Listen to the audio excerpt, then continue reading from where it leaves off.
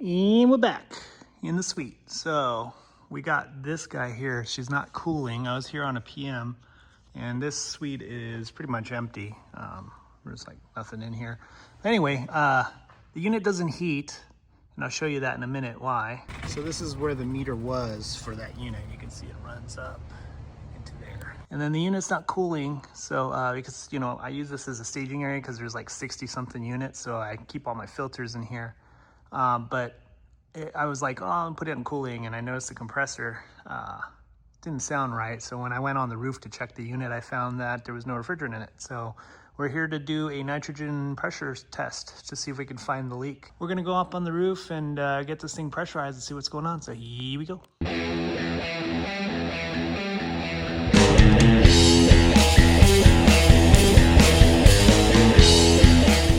So as you can see, we have 0 PSI on both sides. And just to show you, there is a little bit. You hear that? Very, very little, probably less than a PSI. So yeah, so what we're gonna do is we're gonna just purge everything, just that way we don't have any leftover refrigerant that will cause pressure increases and decreases. So what I'm gonna do is I'm gonna blow it in through my high side, let it out of the low side. Okay, so I'm just doing a nitrogen sweep, and that's just to blow out any leftover refrigerant. That way it doesn't affect my pressures while I pressurize this with nitro. I got it pressurized. I'm gonna let it chill for about 10 minutes. That usually gives it enough time for it to stabilize because I just wanna make sure that there's actually a leak. Because it's possible it could have leaked out of the Schrader cores, or who knows, maybe for some reason they dumped the charge. Who knows? But yeah, so we're gonna let it chill for 10 minutes, and then I will see if I have any pressure loss after that. So I don't hear anything. We'll probably check up on the roof. But it's not hitting anything up here, so it should be okay. Let's go check this coil. Okay, we got the coil opened up. Don't hear any hissing. Don't see any oil or grease or nothing. Braze points look good. This is going to be a troublesome one. However, this is a 410A unit, no TXV. Super annoying. We'll see if we can find it. There's a port here for the equalizer. It usually has a Schrader core, so that could be potentially a leak. So we'll see about that. I'm just putting a little bit of leak here just to see if I have any bubbles. I don't feel any pressure coming out of there, so I think it's good. Yeah. All right, so I've checked all the U-bends. I got stuff all over everything. I'm not seeing any bubbles. I did check right here because it looks like it was rubbing, but it seems to be fine. I did also check the suction line, but it does have a rubber grommet, but I did still double check it. You can see it is totally good. If it was leaking there, we'd probably hear it. So either the leak's in the back side, which I can't get to. So we're gonna check the outdoor unit again. I'm gonna take it apart and just verify. And if I still can't find it, I'm gonna put a trace gas of 410A in there and then see if we can find it with a sniffer. So we're gonna take this outdoor unit apart and hopefully we find it. This is gonna be a tough one. Well, I just got stung by a wasp for the very first time. I'm allergic to bees, but apparently not wasps, so where I caught it in time and pulled them off. That's all I got. This little red mark. I treated it like it's not swelling, so far so good. Yeah, that little red mark right there. I sucked the poison out like I would a snake bite. So maybe that's why I'm not swelling, I don't know. Actually didn't hurt as bad as I thought it would, but yeah, it hurts a little bit. But anyway, when I was pulling off the top, there's a nest right here, which I just killed them. Usually I leave them alone. I don't kill them, but you stung me. There's what's left of their nest. These guys are dying. That's what you get for stinging me. Jerks. Now that I got that taken care of, we're gonna go ahead and see if we can find this leak. I still don't hear anything. And of course all these loud trucks are around here making noise, so yeah. We're gonna check the Schrader cores.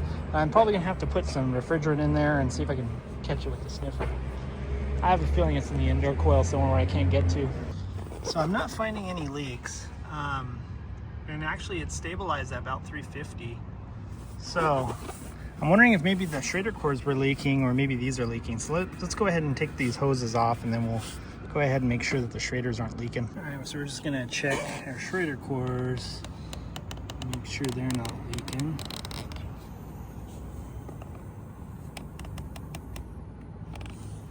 Oh.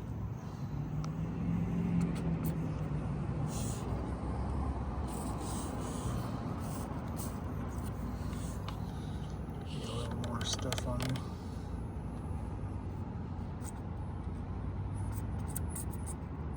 There's our leak.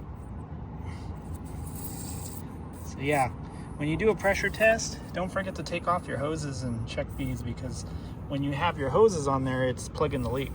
So we'll go ahead and change out both Schrader cores. I'm gonna open these up, make sure these aren't leaking, and we'll go from there. So one thing I wanted to go over is, usually if these things are leaking, they will be pressurized, right? Okay, so you can see here I took it off right now and it's not pressurized. And the reason being is you can see here there's no O-ring in there. So there's supposed to be an O-ring. That way if they do leak, it won't completely go flat. Like you can see this one has an O-ring. So I'm gonna go in my truck and see if I have an extra cap and we'll put an O-ring on it and go from there. All right, so it looks like these are okay. Yeah, I'm not seeing any bubbles forming except for the bubbles that I'm making here. So yeah. So we got her at 350, 3.9, and 353. I'm gonna let it stabilize for a while, and then we'll check again and see if we got all of our leaks. So yeah, she's about the same, a little bit slightly off, but I'm not too worried about that. So we should be good to go. We're gonna go ahead and put this thing back together, and if we get approvals, we'll pull a vacuum. I'm not gonna change the line dryer. It's not a desiccate line dryer, it's just got the balls in it. So I'm not too worried about that. Plus when I did the nitrogen sweep, everything came out. So we're gonna go ahead and put this together. We'll dump the charge, pull a vacuum, charge up the refrigerant. All right, so we're pulling a vacuum now. So once that's done, we'll charge her up. We're at 277. I have these isolated, so that's without the pump. That's pretty good. Definitely got no more leaks. There's no way it would be below 1,000. So anyway, we're gonna go ahead and turn off our pump. And we're gonna charge our refrigerant. Now don't forget, bleed all your hoses, which I've already done. But between here and the valve, there's air. So what we want to do is screw this on, but not all the way, just a little bit, so it won't go nowhere. And then crack this. Now it's pushing out any possible air that's in that chamber. Open her up, and we're gonna zero this out. And we need to put 4.9 pounds. So here we go. So as you can see here, we're putting it into the liquid line because we don't want to get, we're charging liquid into the liquid line. We don't want to put liquid into the vapor line. So we're at 2 pounds already. We got it with the pump, it was about 190 microns. So we got a nice deep vacuum and a brand new full tank, so that helps. So remember, it's all about pressure differential. So the pressure in the tank is greater than the pressure in the system, therefore the refrigerant's going to move to the lower pressure system. And basically when the pressure is equalized, that's when it stops flowing, and that's when you got to use the compressor to create a lower pressure situation so it'll move again. All right, what did I say? 0.9. All right, get ready. We're almost there. 0.6, 0.7, 0.9. There we go. Right on the dot. Well, close enough anyways.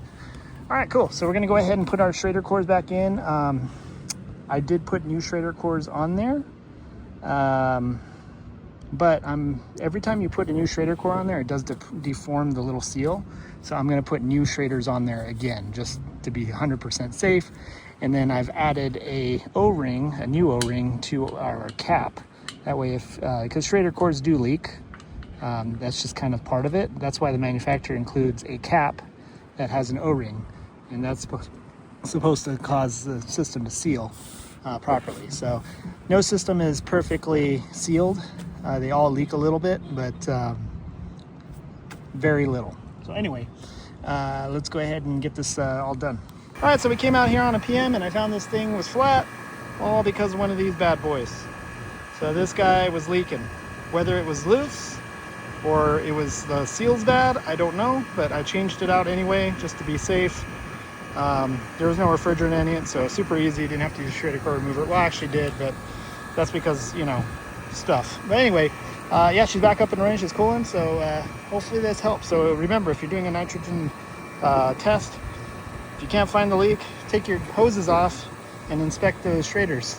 And even if you do find a leak somewhere, still inspect those Schraders just to make sure, because the last thing you want to do is fix a leak, take off, and then all your refrigerant leaks out because the Schrader core was bad.